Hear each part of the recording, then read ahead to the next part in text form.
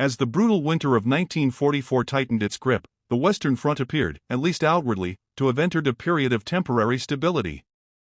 After bursting out of Normandy and liberating wide regions of France and Belgium, Allied armies were steadily advancing toward the borders of Germany. Supreme Allied Commander Dwight D. Eisenhower was convinced that the German military had been pushed to the brink, battered, scattered, and no longer capable of mounting any large-scale counterattack. Allied leadership anticipated a difficult winter filled with slow progress and supply challenges, but nothing that suggested a sudden reversal of the war's momentum. The belief that German forces could still organize a massive offensive seemed extremely improbable. That confidence was shattered at dawn on December 16, 1944, when Adolf Hitler launched Operation Walk dem Rhein, now known as the Battle of the Bulge. In a stunning display of secrecy, preparation, and concentrated power, Germany drove more than 200,000 troops, approximately 1,400 armored vehicles, and thousands of artillery guns through the dense Ardennes forest. The attack slammed into a thinly protected sector of the American front, crushing units that were completely unprepared for such a massive and unexpected strike. Communication networks began to fail, supply corridors were severed, and American commanders struggled to grasp the true magnitude of the German assault. In only a matter of hours, the enemy advanced through a wide section of the front into chaos, presenting Allied headquarters with the most severe emergency they had faced since the landings in Normandy. As conditions deteriorated rapidly, Eisenhower urgently summoned his senior field generals to an emergency strategy meeting in Verdun on December 19. The choice of location carried deep historical weight. Verdun had once symbolized endurance and survival during World War I, and it was now destined to host another pivotal moment in military history. Among the assembled leaders was General George S. Patton, commander of the U.S. Third Army, renowned for his unmatched intensity, rapid maneuvers, and fearless decision-making. Patton arrived already focused on solutions while many others were still struggling to fully comprehend the scale of the unfolding catastrophe. What distinguished Patton at that critical moment was not simply confidence, but readiness. While most Allied commanders had regarded the Ardennes as a quiet and low-risk sector, Patton had never believed the Germans were truly finished. He had instructed his intelligence teams to monitor any unusual enemy movements. When scattered reports began to suggest increased German activity, he paid careful attention instead of dismissing the warnings. Long before the German offensive exploded into action, Patton had quietly ordered his staff to design contingency strategies that would allow the Third Army to swing north on a moment's notice. Because of this foresight, when enemy forces tore a massive gap through American lines and disorder spread rapidly, Patton was already prepared to respond. He had 3 complete operational blueprints ready, each outlining exactly how his army could instantly halt ongoing operations and pivot north to confront the crisis. This remarkable level of preparedness laid the groundwork for what would become one of the most dramatic command decisions of the entire war. At the Verdun Conference, Eisenhower began by acknowledging what everyone already feared. The German attack had driven a widening spearhead deep into Allied territory, threatening to split the Allied armies in two. The 101st Airborne Division was isolated in Bastogne. Critical transportation hubs were failing. Severe weather had grounded Allied aircraft, and the enemy had clearly achieved total strategic surprise. Eisenhower needed solutions, and he needed them immediately. When he turned to his field commanders, most offered cautious, carefully measured assessments. Moving massive troop formations through brutal winter conditions over frozen, congested road networks would be extremely difficult. Some believed it might take as long as a full week to position enough forces for an effective counterattack. Tension filled the room, weighed down by concerns over logistics, movement, and supply. Then Eisenhower turned directly to Patton. "George," he asked, "how fast can you launch an attack?" Patton did not hesitate. He replied instantly, almost with calm ease. "I can strike with 3 divisions in 48 hours." The room fell silent. Several officers reportedly stared at him, unsure whether he was being serious or merely trying to lighten the mood. Members of General Bradley's staff exchanged stunned looks, and even seasoned logistics officers struggled to comprehend the magnitude of what Patton was proposing. Shifting an entire field army was far more complex than simply ordering troops to move forward. It meant rerouting massive traffic networks, rebuilding supply chains, reallocating fuel reserves, repositioning artillery units, and coordinating thousands of elements scattered across hundreds of kilometers. Even under perfect weather conditions, such a maneuver would have been considered remarkable. Attempting it through snow-covered roads, icy terrain, and heavy fog seemed almost impossible. Yet Patton held a decisive advantage. He had already prepared for this exact scenario. When Eisenhower asked how quickly he could attack, Patton was not improvising.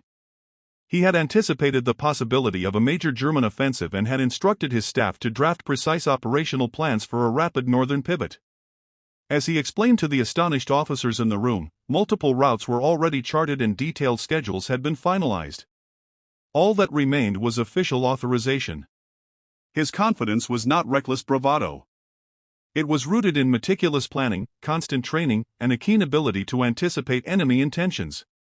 Eisenhower paused, studying Patton carefully. He realized that if Patton's assessment was accurate, the Third Army might be the only force capable of reaching Bastogne in time to prevent catastrophe. Eisenhower fully understood what was now at stake. If Bastogne were to fall and German forces succeeded in widening their breakthrough, they could surge forward to the Meuse River and potentially cut the Allied front in half. The destiny of the entire campaign, perhaps even the result of the war in Western Europe, now rested on fast, decisive action. At last, Eisenhower answered, delivering the now famous words remembered by those in the room. "All right, George. You're cleared to proceed. If anyone can pull this off, it's you." With that approval, the most daring operational shift of the European theater was set in motion. Patton left the conference without hesitation and immediately notified his staff to begin the complex task of rotating his entire army 90 degrees and driving it north. After Patton departed, Eisenhower turned to the remaining commanders. Accounts recorded in journals and after-action reports reveal a mixture of awe and firm resolve. He told them that Patton's proposal was the boldest maneuver suggested during the war, yet also the one most likely to succeed under the urgent conditions they now faced. He emphasized that Patton must be granted every available resource, fuel reserves, priority access to main highways, full traffic control authority, and uninterrupted communications support. Eisenhower reportedly remarked that Patton might be the decisive factor in preserving the entire front, underscoring how critical the moment had become. What Eisenhower recognized in that instant was the extraordinary value of Patton's leadership. Patton was not merely daring, he possessed a rare ability to transform strategic opportunity into immediate operational action. Where others hesitated, Patton advanced. Where others questioned, Patton prepared. The Third Army's dramatic pivot would soon be celebrated as one of the most remarkable logistical achievements of the war, a stunning display of speed, discipline, and superior organization. By the time Eisenhower concluded his briefing, Patton's army, both in a literal and figurative sense, was already in motion. Truck convoys were rerouted. Supply chains were redirected. Divisions previously preparing for attacks in other sectors were suddenly ordered to march through freezing snow toward an entirely new battlefield. No modern military force had ever attempted such a large-scale redeployment on such short notice. Yet within hours, Patton's headquarters was executing the plan with remarkable precision. What Eisenhower later told his officers was more than just admiration for Patton's audacity. It was an acknowledgement of a vital truth. At the darkest moment of the Allied campaign, one commander possessed both the insight and the determination to attempt the seemingly impossible. As Patton departed the command meeting at Verdun, the weight of the crisis bore down on every level of Allied leadership. The German offensive showed no signs of slowing, in fact, it was growing stronger. Reports reaching Eisenhower's headquarters revealed that several American divisions were either retreating in confusion or fighting desperately to maintain isolated defensive positions. Bastogne, one of the most critical road junctions in the Ardennes, had been completely encircled. The 101st Airborne Division, reinforced by elements of the 10th Armored Division, was defending the town against relentless German attacks. Yet their situation was increasingly perilous. Ammunition was dwindling, medical supplies were nearly depleted, and the harsh winter conditions made the position even more intolerable. Without immediate reinforcement, the defenders risked total annihilation. Against this grim backdrop, Patton's pledge to pivot his army 90 degrees within 48 hours could have appeared daring or even reckless to some. Yet the general was already far ahead of his peers, both in preparation and resolve. Upon returning to his headquarters, Patton immediately assembled his staff officers and issued orders with remarkable clarity and decisiveness, leaving no room for doubt or misinterpretation.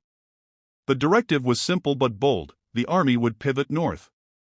Every available division was to prepare for rapid mobilization, while the Third Army's entire logistical framework was reorganized to support the sudden advance. Officers who had been present at the Verdun meeting later recalled the electric energy that surged through Patton's command center. They remembered a frenetic sense of purpose gripping the staff, maps being redrawn, convoys rerouted, phones ringing incessantly, and officers working with unyielding focus and intensity. Patton's initiative was not merely a change in direction, it was a complete transformation in mindset. Soldiers accustomed to one sector were suddenly ordered to march toward an entirely new battlefield. Tank crews were instructed to refuel and prepare for movement despite bitter cold and treacherous roads. Artillery units recalculated firing positions and coordinated with units they had never before expected to support. In essence, the Third Army became a massive, adaptive organism, reorganizing itself in real time. One of the most remarkable aspects of this maneuver was the level of logistical coordination it demanded. Patton understood that even the most audacious operational plan was worthless without the material capacity to implement it. Fuel, ammunition, spare parts, medical support, and engineering detachments all had to be strategically positioned along the new route. The complexity of the Army's movement was amplified by narrow, icy roads, crowded with retreating units and fleeing civilians throughout northeastern France and Luxembourg. Yet Patton insisted that speed remain the highest priority. He issued an order that perfectly embodied his operational philosophy: keep moving. Do not stop for anything unless under direct enemy fire, and even then, continue the advance. Patton's relentless focus on maintaining momentum defined his approach to combat. He viewed speed as a weapon in its own right, a psychological force capable of overwhelming the enemy before they could adjust their defenses. In the Ardennes, this rapid tempo was not just advantageous, it was essential. The Germans had concentrated a massive number of armored units, and their strategy depended on sustaining momentum. Patton recognized that by swiftly repositioning the Third Army and launching a decisive strike, he could disrupt the German timetable, relieve Bastogne, and halt the further expansion of their offensive. The stakes could not have been higher. Meanwhile, at Eisenhower's headquarters, the atmosphere shifted from disbelief to determination. Eisenhower placed immense trust in Patton, understanding that the success of the entire Allied operation now depended on whether the Third Army could carry out this maneuver. His staff began issuing urgent orders to clear routes for Patton's divisions. Traffic control units were deployed to manage convoy movement, military police were assigned to oversee critical intersections, and supply depots were instructed to prepare for immediate redistribution of essential materials. Eisenhower grasped a truth that many critics overlooked: he was not merely coordinating armies, he was managing a vast, interconnected system. Successfully executing Patton's objectives required seamless cooperation among thousands of personnel across multiple commands. Even with such coordination, the challenges facing the Third Army were immense. Weather conditions were extreme, and the winter of 1944 to 1945 was one of the coldest in decades. Temperatures dropped far below freezing, while snow fell in thick, relentless sheets and icy winds whipped across the roads. Soldiers wrestled with stiffened weapons, engines that refused to start, and vehicles that skidded uncontrollably on slippery surfaces. Many troops slogged through knee-deep snow with inadequate winter clothing, their breath crystallizing in the frigid air as they pressed onward. Despite these brutal conditions, eyewitness reports consistently highlighted remarkably high morale within the Third Army. Patton's men trusted their commander implicitly. They had seen him achieve the extraordinary before, and they were confident he could repeat the feat.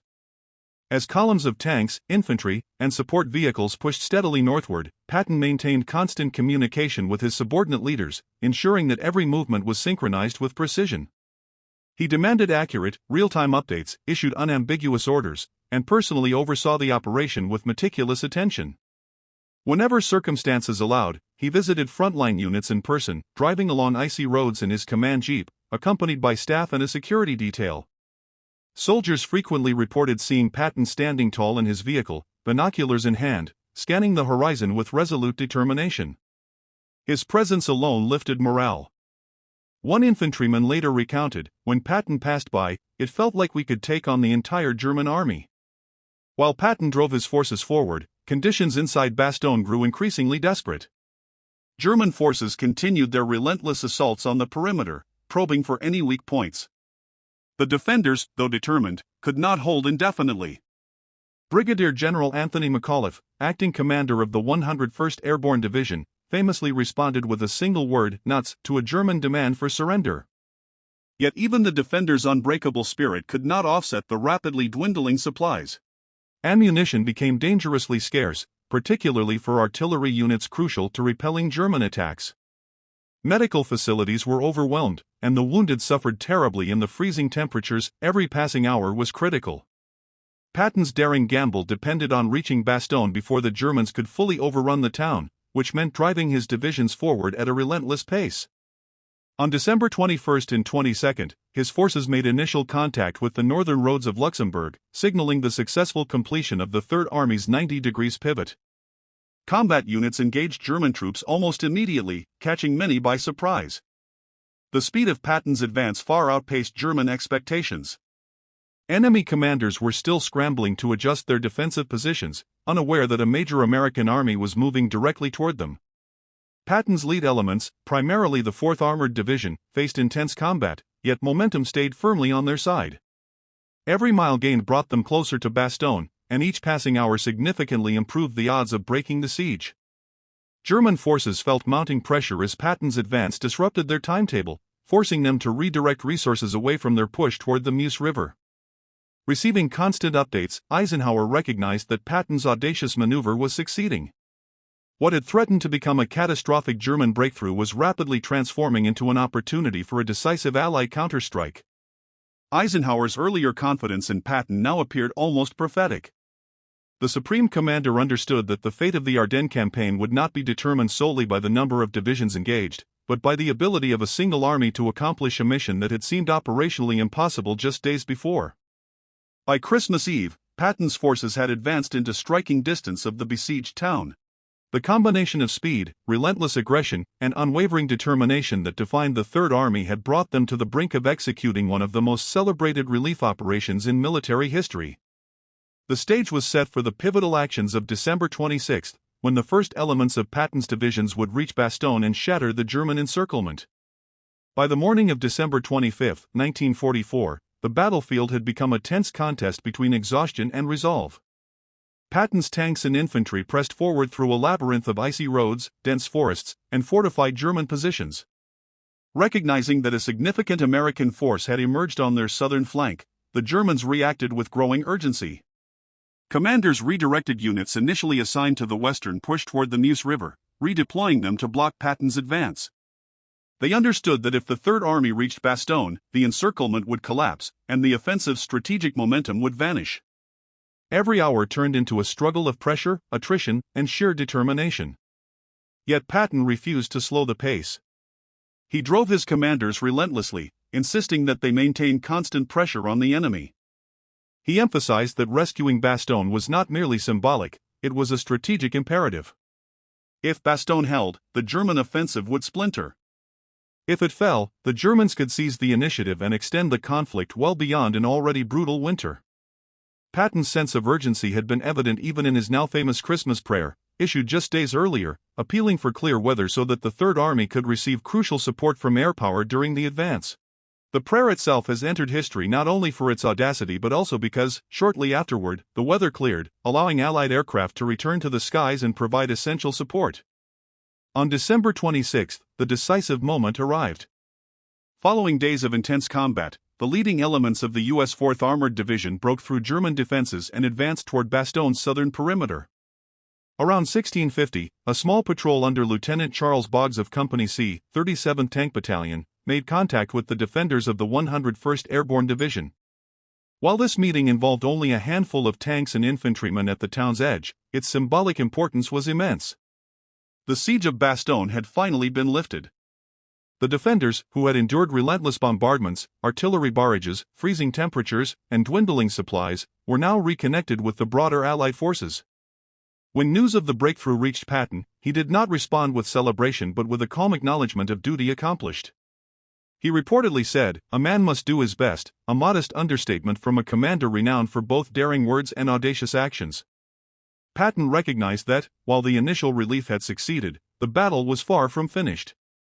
The Germans still maintained strong positions around Bastogne, and the Third Army had to expand the corridor, secure supply lines, and push the enemy back to prevent another encirclement.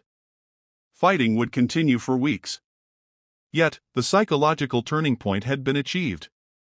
The German offensive had been stopped, and the initiative was decisively shifting back to the Allies. At Eisenhower's headquarters, the atmosphere was one of deep relief and validation. The Supreme Commander had taken a calculated risk by placing his trust in Patton's ability to maneuver his army with unprecedented speed. Many staff officers had doubted that such a maneuver was feasible, and some privately worried that Patton's confidence might exceed logistical reality. Yet, the results were undeniable. The Third Army had executed a 90-degree pivot, marched through brutal winter conditions, engaged German forces on the move, and reached Bastogne within roughly the timeframe promised at Verdun. Eisenhower's earlier statement, "If anyone can do it, Patton can," now stood as a testament to his understanding of Patton's exceptional abilities.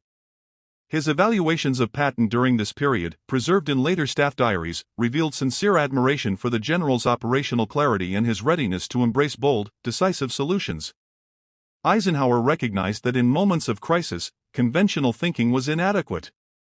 What was needed was a commander capable of acting swiftly under intense pressure, one who could mobilize an entire army with both speed and precision. Once again, Patton had proven that he possessed this rare blend of foresight, preparation, and daring. Eisenhower later reflected that Patton's maneuver was among the most brilliant operations of the war, a perspective echoed by countless military historians. Meanwhile, the German High Command grew increasingly frustrated. Their failure to seize Bastogne, coupled with the rapid arrival of Patton's forces, disrupted their operational timetable. Fuel shortages, logistical difficulties, and unrelenting pressure from both northern and southern fronts steadily weakened their units. The armored thrust that had initially shattered American positions was now stalled by determined Allied resistance and continuous counterattacks. Hitler's ambitious strategy to split the Allied armies and force a negotiated settlement was unraveling. The Allies regained control of vital road networks, enabling them to restore coordinated operations along the front. For Patton, the relief of Bastogne was far more than a tactical success, it represented the fulfillment of a commander's duty. Eisenhower's evaluations of Patton during this phase of the campaign, later preserved in staff diary recollections, showed a deep and sincere respect for the general's sharp operational judgment and his readiness to pursue daring, unconventional solutions.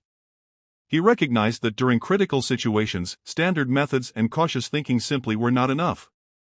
What the moment demanded was a leader who could make firm decisions under intense pressure, someone capable of rapidly moving and coordinating an entire army with precision and speed.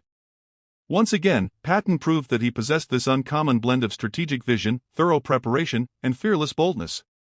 In later reflections, Eisenhower described Patton's maneuver as among the most exceptional military operations of the entire war, an assessment that many historians of warfare have also echoed. At the same time, frustration was mounting within the German High Command. Their inability to seize Bastogne, combined with the sudden arrival of Patton's advancing forces, threw their operational timeline into disarray. Shortages of fuel, mounting logistical difficulties, and unrelenting pressure from Allied forces advancing from both the north and the south steadily weakened their combat effectiveness. The once powerful armored offensive that had initially smashed through American defenses became stalled, slowed by fierce Allied resistance and non-stop counteroffensives. Hitler's grand strategy to split the Allied armies and compel a negotiated settlement was rapidly unraveling.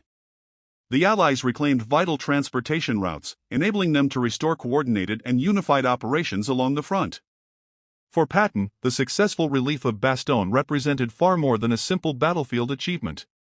It stood as the true fulfillment of a commander's responsibility and purpose. He had always believed that a true commander must predict the opponent's intentions and prepare his plans in advance. The preparation he had set in motion weeks before the enemy launched their offensive allowed him to react with extraordinary speed when the moment arrived. His style of command, marked by his visible presence, continuous supervision, and firm demand for aggressive movement, energized and motivated his soldiers. What could have become a disastrous loss was reshaped by the Third Army into a meaningful strategic gain. The mental and emotional impact of Patton's decisions reached far beyond the immediate fighting. Within the Allied ranks, his sudden and rapid redirection of forces became a powerful symbol of American toughness and resolve. Troops who had once felt cut off and crushed by the German push came to understand that they belonged to a force capable of fast, forceful, and decisive responses. Patton's already imposing reputation expanded even further. His capacity to assert control over both his own troops and opposing forces became a central element of the legends surrounding the European campaign. The wider consequences of relieving Bastogne were enormous for the overall course of the war. The German assault lost momentum, drained by supply problems and continuous Allied counteroffensives. By January of 1945, Allied armies had regained nearly all the ground that had been surrendered during the early stages of the German advance. The Ardennes offensive consumed Germany's remaining reserves of manpower, fuel supplies, and armored equipment. In reality, Hitler's final risky effort in Western Europe concluded not just with failure, but with a complete strategic breakdown. The route toward the Rhine River and eventually into the core of Germany itself now stood unprotected and accessible.